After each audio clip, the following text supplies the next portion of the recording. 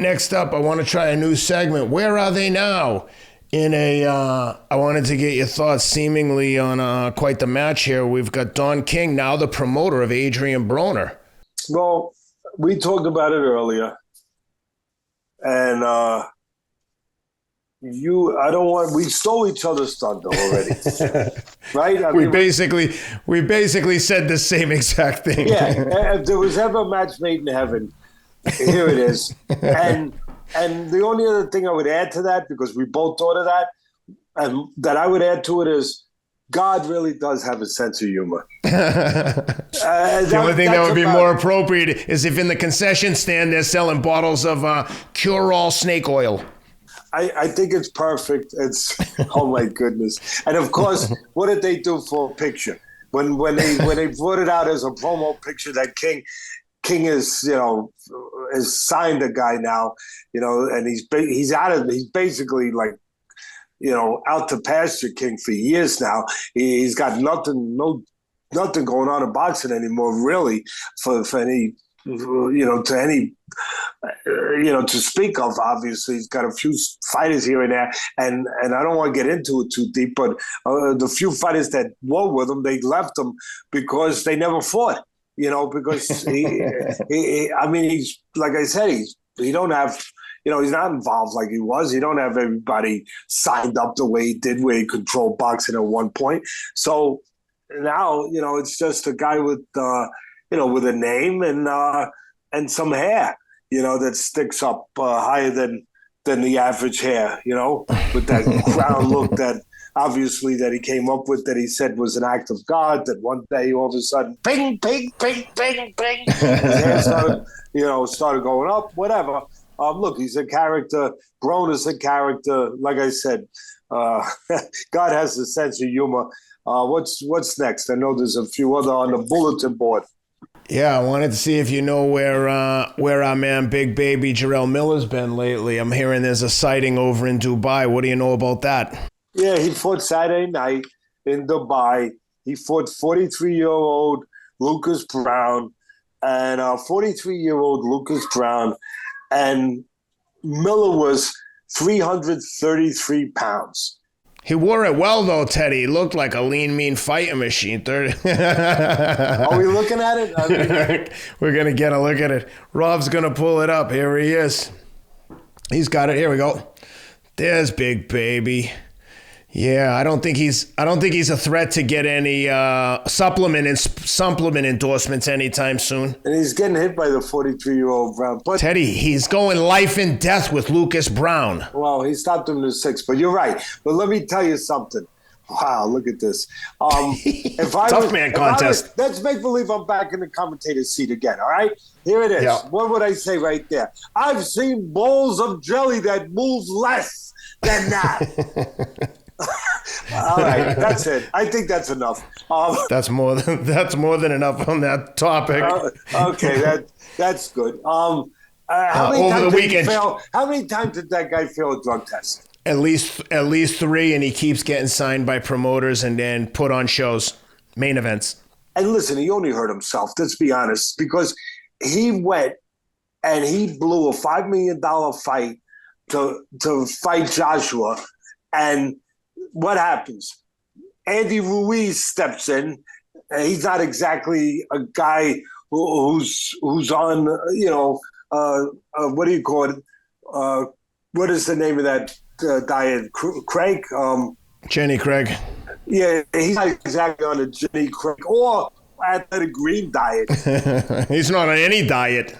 Andy Ruiz, he's on the seafood diet. I hate to be that corny, but he eats seafood and he eats it. But he steps in, he gets that opportunity, he knocks out Joshua, he makes the $5 million, whatever they. Plus the rematch. I bet that win. Andy Ruiz made like $20 million.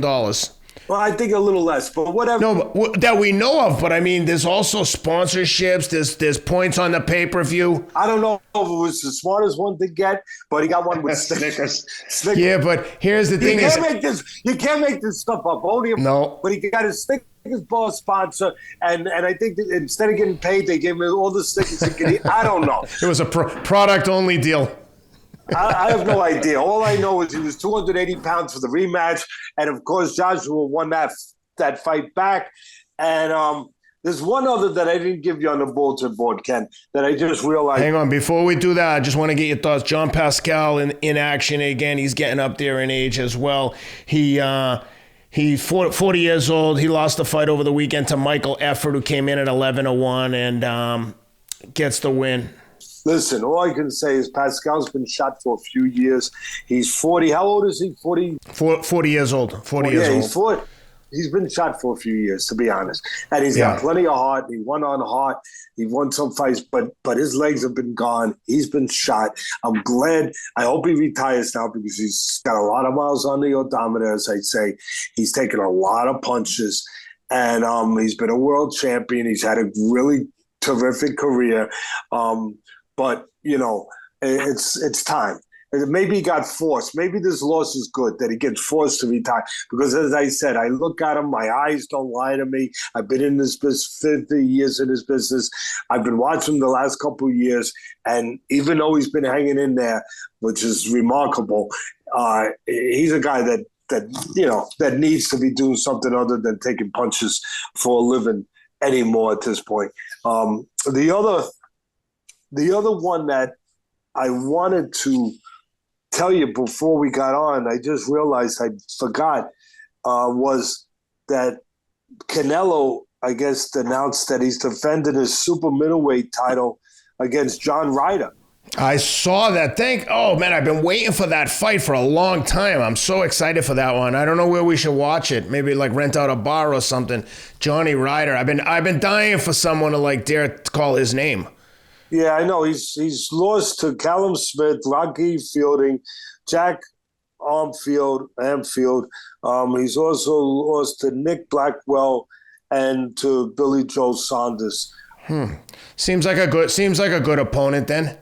A lot of people question his loss to Callum Smith, but look, all joking aside, if I'm not interested no more, Ken, in this stuff to the overprivileged Canelo and the overrated Canelo. I give him credit. He improved over the years as a fighter, but he got gifts against Triple G the first couple.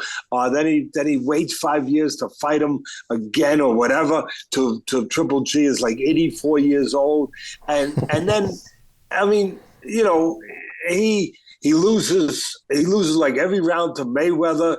I know that was earlier, but still, he fights Lara years ago, and I tell you that fight could have went to Lara, but he's the golden boy, the golden goose that lays the golden eggs.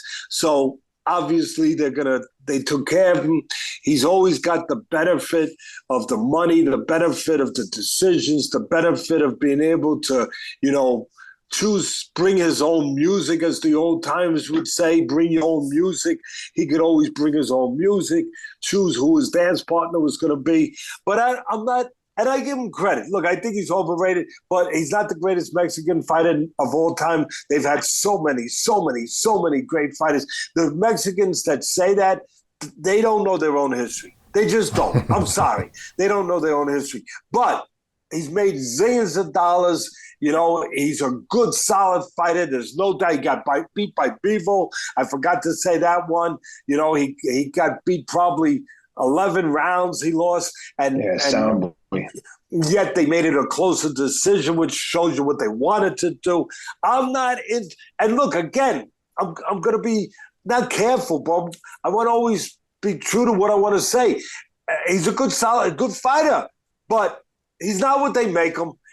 And if he wants to be considered if he wants to match up how his reputation and how he should be considered, match it up with the money he gets paid, he's got to fight Benavidez. If he wants Teddy Atlas to say, yeah, okay, take my hat off, take my headset off. Yeah, you are better than I gave you credit for. Yes, you are. Go fight Benavidez. You're 168. You put all the belts together when you Or most of them, when you fought Plant, you fought Saunders, those guys, I don't care about those guys.